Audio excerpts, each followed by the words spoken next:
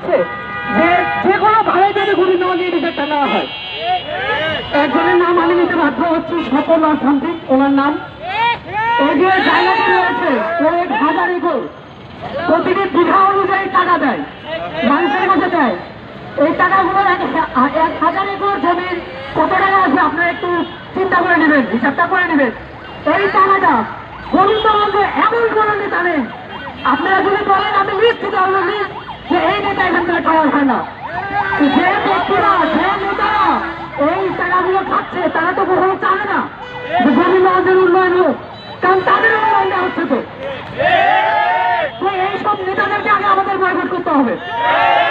বিগত দিনে যে নেতারা ছিল তারা এখন পলাতক, পলাতক থেকেও ফেসবুকে হুমকি দামকে পৌঁছায়, ওগুলা উন্নয়ন কেয়ার অ্যাকচুয়ালি।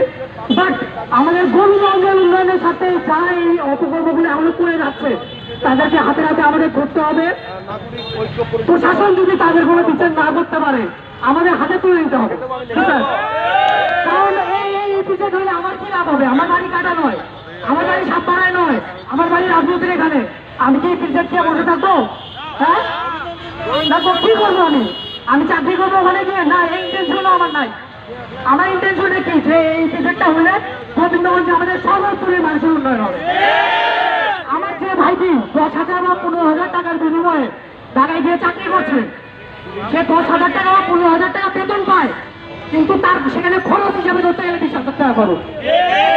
তো বড় সংসার নিয়ে ঢাকায় 15,000 টাকার বেতনের চাকরি করে 20,000 টাকা খরচ করাতে একটু যদি গোবিন্দগঞ্জে এসে নিজের বাসায় থেকে নিজের খাবারটা খেয়ে 20,000 বা 15,000 টাকা চাকরি করে, এটা কি তার জন্য ভালো না?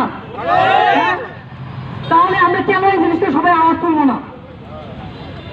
আমাদের গোবিন্দগঞ্জের সর্বস্তরের মানুষ, সকল দল মত নির্বিশেষে সকলকে আমাদের একে একত্রিত হতে হবে এবং একত্রিত হয়ে আমাদের এই অবস্থা তুলতে হবে যে গোবিন্দগঞ্জ আমরা বিজেতা।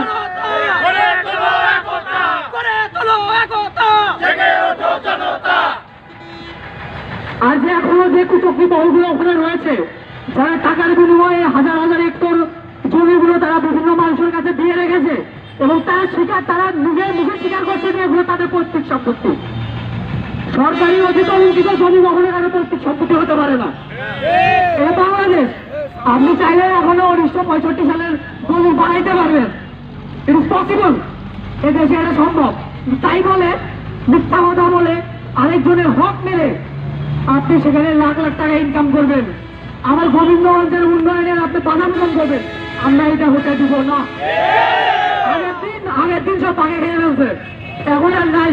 গোবিন্দগঞ্জে অনেক দল বহুত কিছু ছিল, তারা আজ নাই, সব পলাতক। গোবিন্দগঞ্জে আগে 2021 আমি ভুল হইতে পারি, 21-এর তৎকালীন প্রধানমন্ত্রী স্বৈরশাসক শেখ হাসিনা উনি বলেছিল গোবিন্দগঞ্জে বিচার হবে। এই 4 মাথায় তার গেঞ্জি পরে ছবি, তার ছবি আমরা গেঞ্জি বলে আমরা এখানে আনন্দ মিছিল করেছিলাম, মিষ্টি খেয়েছিলাম। তখনকার আমাদের সাবেক মানবিক মেয়র রাফি সাহেব উপস্থিত ছিলেন, কিন্তু কি হয়েছে? কোনো কিছু হয়েছে না।